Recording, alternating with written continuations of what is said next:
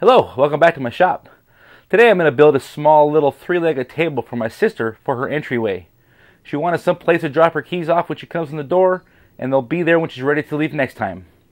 Stay tuned and I'll show you how I build it. Start this project by using a piece of wood I had laying around. I take it over to my crosscut sled and cut off the ends to make the tabletop with. I run it through my table saw to rip off a straight edge. Then I'm able to run it through my surface planer to get rid of any cupping. This surface planer works really well. Then I take it back over to the table saw and I joint two edges with my table saw joining jig.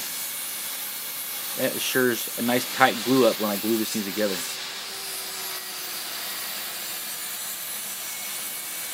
Yeah, just ripping off right on the edge.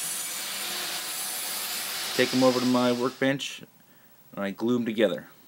And I clamp them up and let them sit for a little while we start working on the bottom shelf.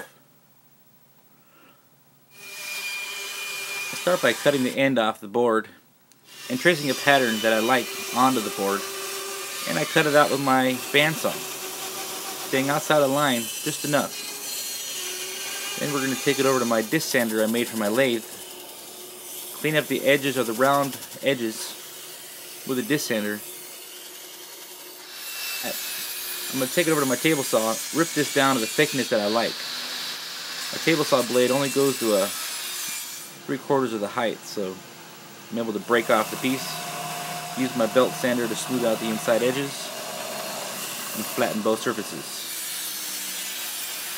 Now, back over to the last piece, we cut out 3 remaining legs I'm going to put on my lathe and turn. I have no actual idea here, so I just make one real quick and then I copy them.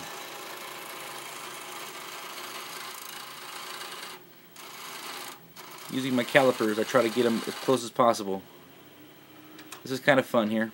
I really like using my lathe for projects like this. I find close enough is good enough for me.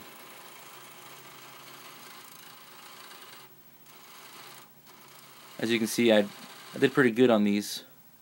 This is the first time I actually did 3 identical or close to identical spindle turnings.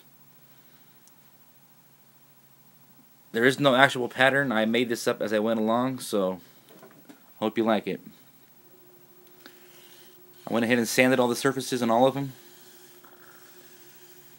and we can get started on the rest of the table. Unclamp the top, scrape off the glue, and I run it through the planer.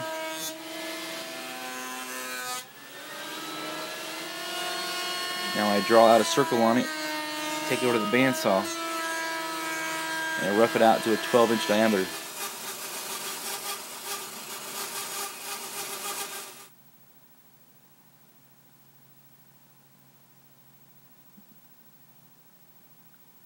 Take it over to my disc sander and clean up the edges. Alright, now that we got that all done, we can make the little feet. With the remaining piece of wood from that longboard, I drew up these patterns and printed out a couple copies and glued them to the board. And I'm rough cutting them out of the bandsaw. We'll smooth them out of the disc sander and then finish up the cleaning on the belt sander. Now, after I have them all pretty close to being identical, take them over to the table saw and rip them down to the thickness that I'm looking for. These are a little bit bigger than 3/4, so that's what I'm looking for. After that, I round over all the edges with an 1/8 inch round over on the feet and on the bottom shelf and on the top of the top. Top of the top done. I put a bigger 3/4 inch round over router bit in my table and a round over profile on the bottom of the tabletop. Then I take it over the drill press and drill a 1/4 inch hole through the where the 3 legs will go. This is a through hole. Then I take the top over to the drill press and I drill a 5/16 hole for a threaded insert. I do the same for the 3 spindle legs and the feet. The feet also get inserts. I clamp it to the edge of my drill press table and drill a hole. Now I paint all the parts white, the feet white and the legs white, and then I put 3 coats of Danish oil on the top. After that I assemble, and there you have it. Well, here it is all done. I really hope you like this build. I really had fun making this.